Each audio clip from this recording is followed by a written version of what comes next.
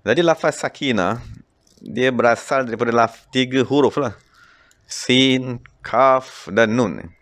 Jadi sakinah dia merujuk kepada tidak bergerak, tiada bergoncang. Tidak bergerak, keadaan tidak bergerak, tidak bergoncang, itulah terjemahan kepada sakinah. Tadi kurniaan pertama yang paling agung, yang apabila seseorang tadi menghadiri majlis zikir dan menghadiri majlis-majlis fardu ain, pengajian kitab-kitab fardu ain, ialah Allah Ta'ala akan menurunkan kepadanya sakinah. Cuma persoalannya sakinah ni macam apa kesannya pada hidup kita. Macam ni, sakinah ni dia bermaksud tidak bergerak. Tidak bergerak ni maknanya macam ni.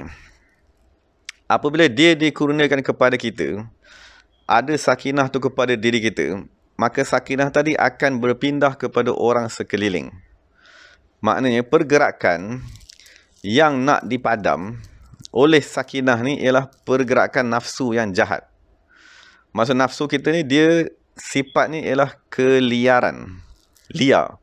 Nafsu kita ni dia seperti binatang yang liar. Nak lari ke depan, nak lari ke belakang, dia tak mau terikat, degil, tak mau dengar arahan. Tapi apabila dikurniakan dengan sakinah, maka nafsu tadi akan diam. Nafsu tadi akan tenang. Jadi sebagaimana lafaz sakinah ni, dia sebagaimana pisau. Pisau di dalam bahasa Arab diistilahkan sebagai sikin. Pisau sikin tu, kenapa pisau dinamakan sikin?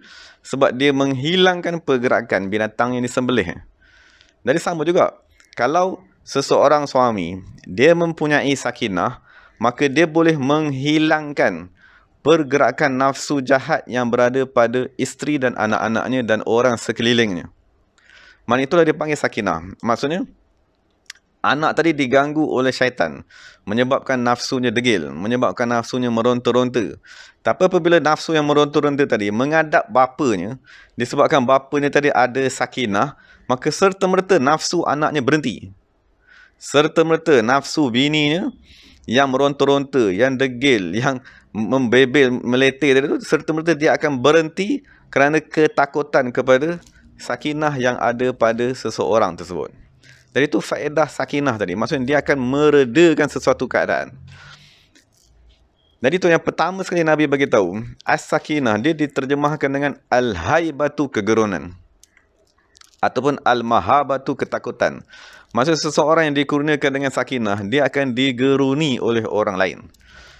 Apa maksud digeruni oleh orang lain? Maksudnya isteri akan menghormati suami tersebut. Sebab suami tadi ada sakinah. Anak-anak akan hormat kepada ibu bapa.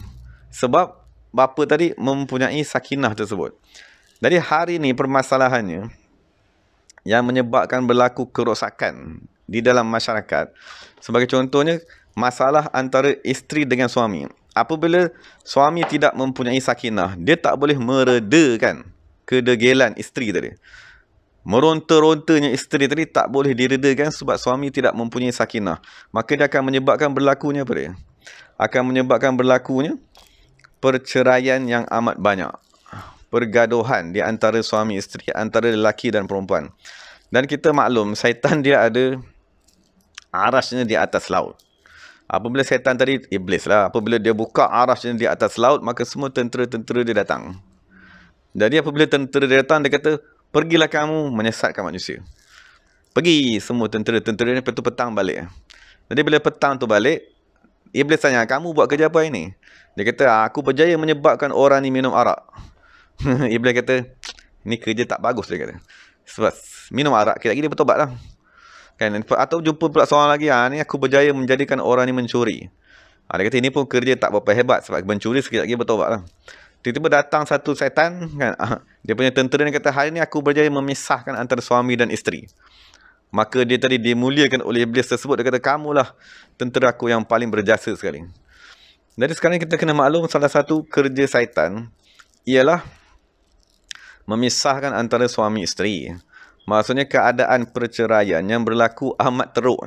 Maksudnya amat menakutkan. Dan dia kata perceraian yang banyak berlaku ni antara umur 30 dan 35. Maksudnya orang yang dah menikah 5 tahun. Antara 5 tahun yang pertama tu, banyak sangat berlaku perceraian pada hari ni.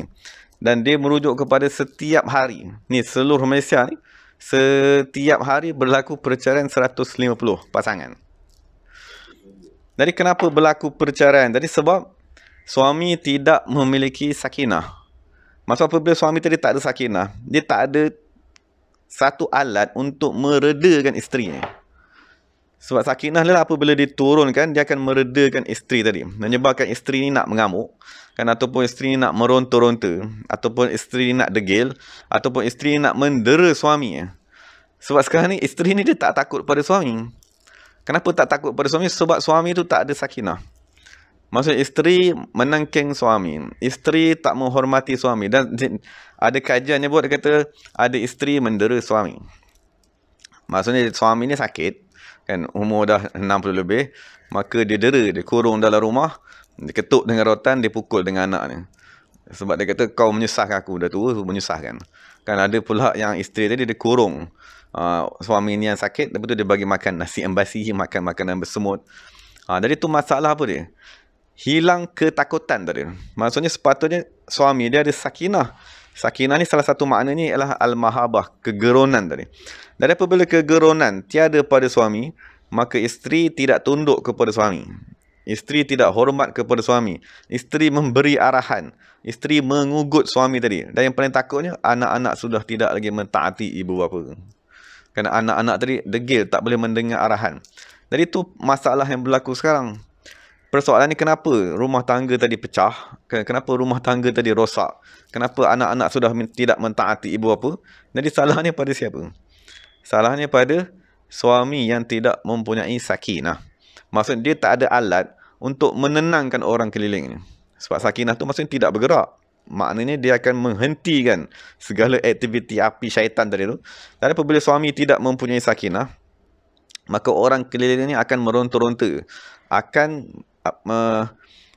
tidak berasa takut, tidak berasa gerun, tidak mentaati, tidak menghormati, disebabkan ketiadaan sakinah tadi.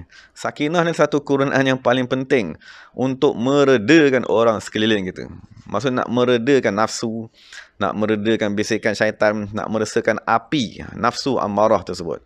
Jadi ini kurniaan pertama sekali yang akan dikurniakan kepada kita apabila kita betul-betul melaksanakan menghadiri kelas-kelas fardu ain dan menghadiri majlis zikir. Nabi beritahu pertama sekali nazalat alaihimus sakinatu.